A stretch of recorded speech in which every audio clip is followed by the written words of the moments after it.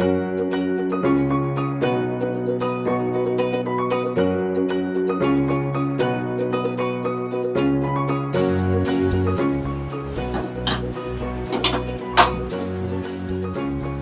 போட்டுக்கோங்க 2 ஸ்பூன்.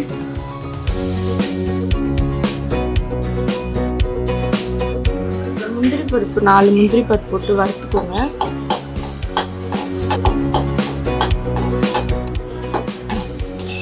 வறுத்து தனியாக பவுலில் வச்சுக்கோங்க.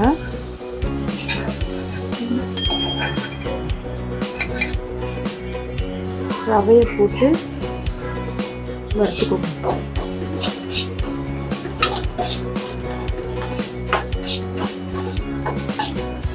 கலர் மாறி வரும்போது எடுத்து ஒரு தட்டில் ட்ரான்ஸ்ஃபர் பண்ணிக்கோங்க.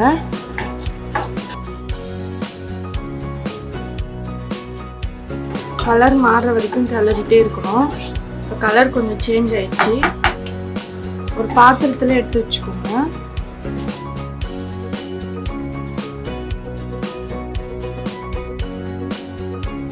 நெய் ஊற்றிக்கோங்க.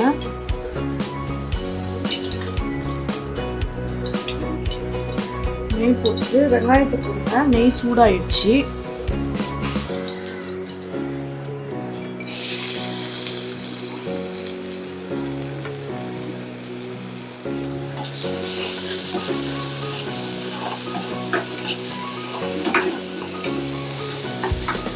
போட்டு கலர் சேஞ்ச் ஆகிற வரைக்கும் நல்லா வதக்குங்க.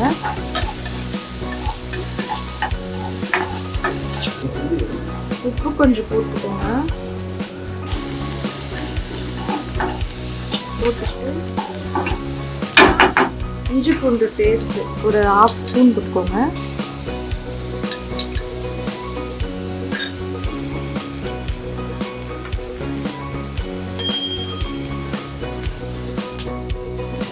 அதுக்கு பச்சை மிளகாய், தக்காளி போட்டுக்கோங்க.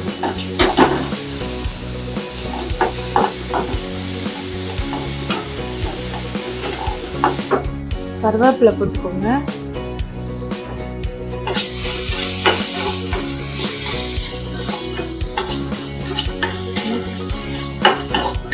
போட்டு வதக்கிட்டு கட் பண்ணி வச்சிருக்க காய்களை போடுங்க.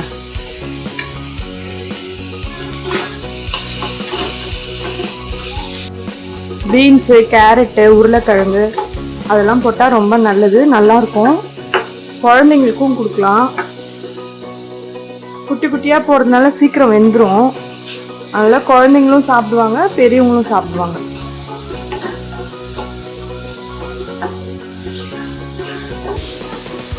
கேரட் போட்டுருங்க.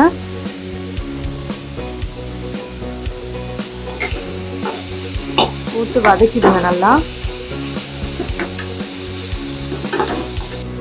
கொஞ்சமா மஞ்சள்தூள் போட்டுக்கோங்க.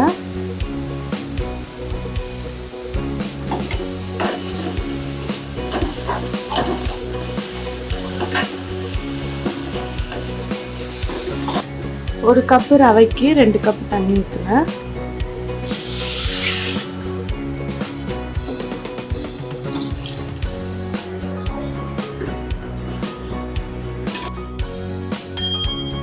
சால்ட் கொஞ்சம் போட்டுக்கலாம்.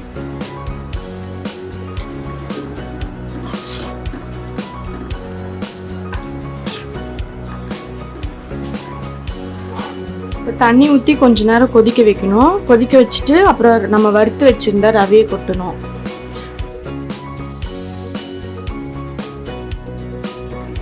காய் வெந்துருச்சு.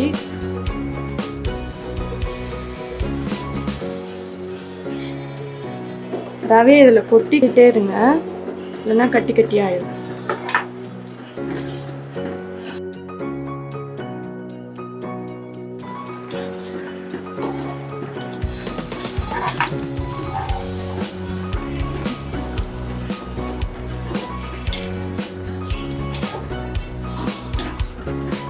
இதுவே ட்ரை ஆகிடும். இன்னும் நல்லா கொஞ்சம் கிளறிட்டே இருங்க. ரவை கொஞ்சம் சிம்மில் வச்சு கிளறுங்க, வெந்துடும். இல்லைன்னா மூடி போட்டால் கூட வெந்துடும்.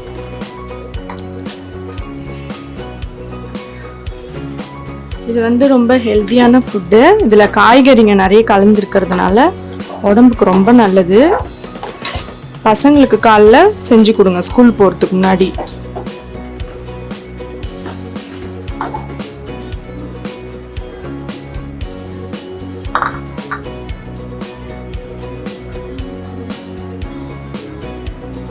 தேங்காய் சட்னி கொஞ்சம் அரைச்சிக்க வச்சுருக்கேன், அது கொஞ்சமாக வச்சுக்கணும். நல்லாயிருக்கும் தேங்காய் சட்னி.